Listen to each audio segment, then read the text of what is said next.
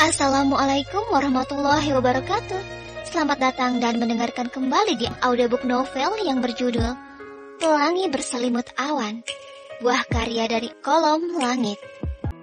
Episode ke-86, Mas Guntur. Selamat mendengarkan.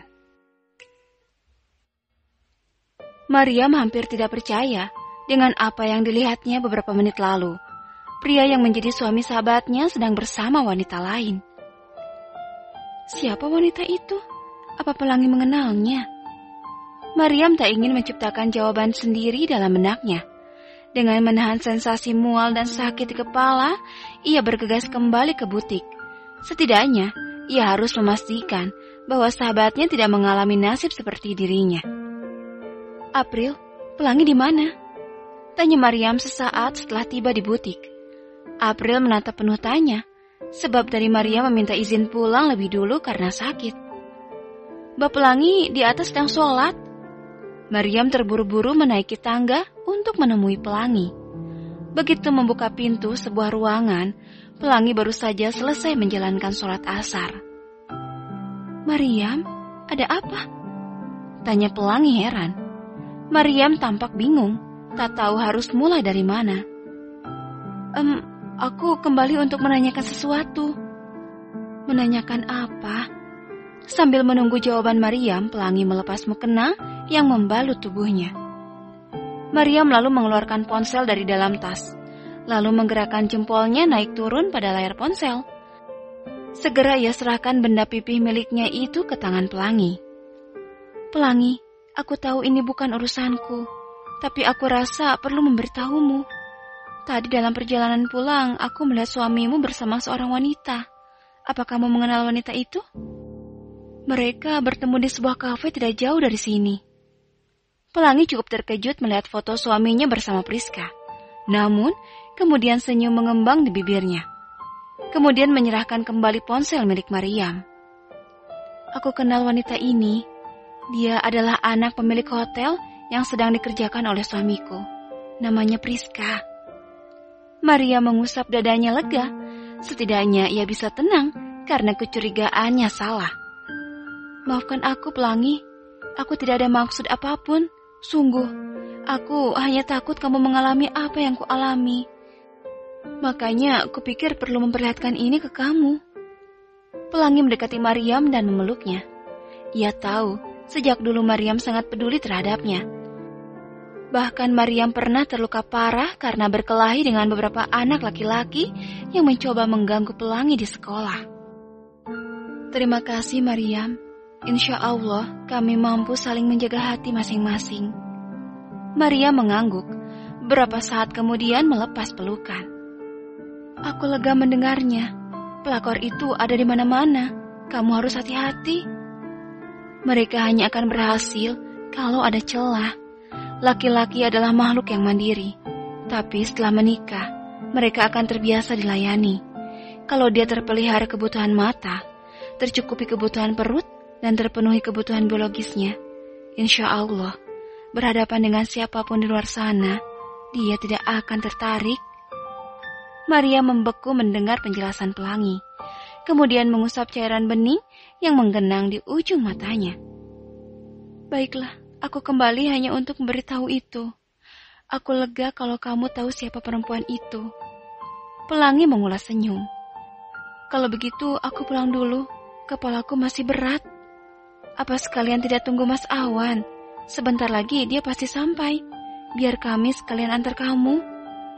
Aku bisa kok. Sampai jumpa besok. Hati-hati di jalan, Mar. Maria melangkah keluar setelah berpamitan. Sementara Pelangi bersiap-siap sembari menunggu suaminya.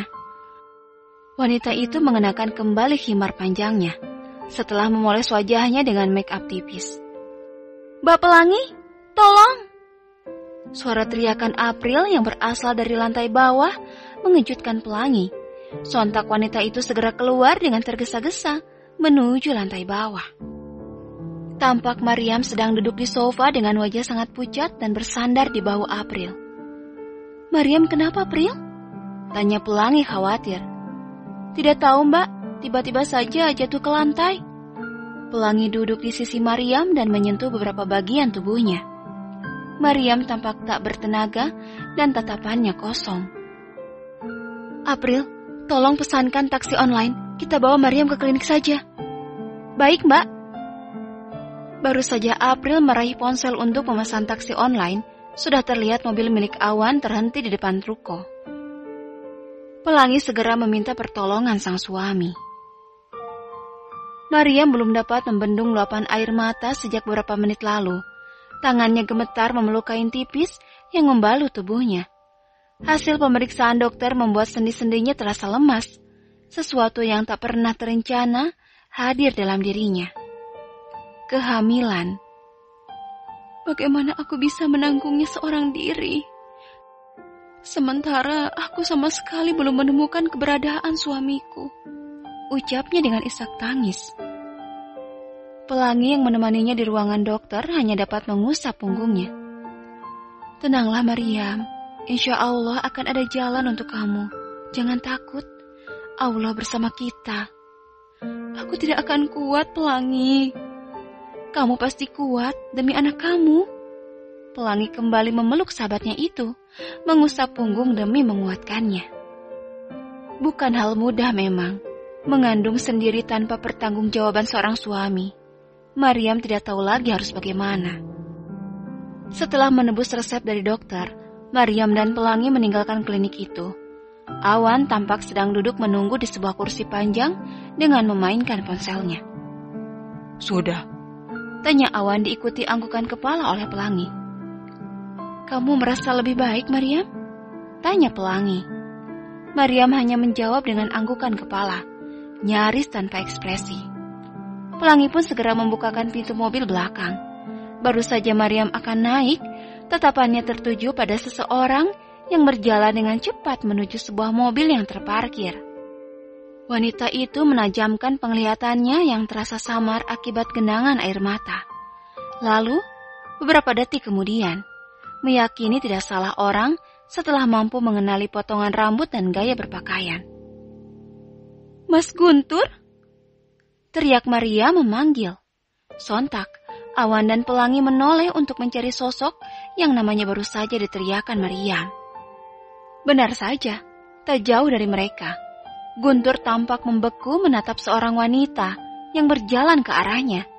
Dan dalam hitungan detik menabrakkan tubuh lemahnya dengan tangan melingkar erat. Kamu dari mana saja, Mas? Kenapa meninggalkan aku sendiri? Guntur gelagapan, seraya berusaha menjauhkan Maryam dari tubuhnya. Namun wanita itu malah mengeratkan pelukan yang membuat Guntur tak berkutik. Sementara dari jarak beberapa meter, Awan dan Pelangi membeku, saling menatap penuh tanya. Apa artinya si Bandar Korma ini suaminya Maryam? Esek juga lo ya, mau enaknya doang. Bersambung. Terima kasih sudah mendengarkan. Mohon maaf jika ada salah kata yang dah berucapkan. Sampai jumpa lagi di episode selanjutnya. Wassalamualaikum warahmatullahi wabarakatuh.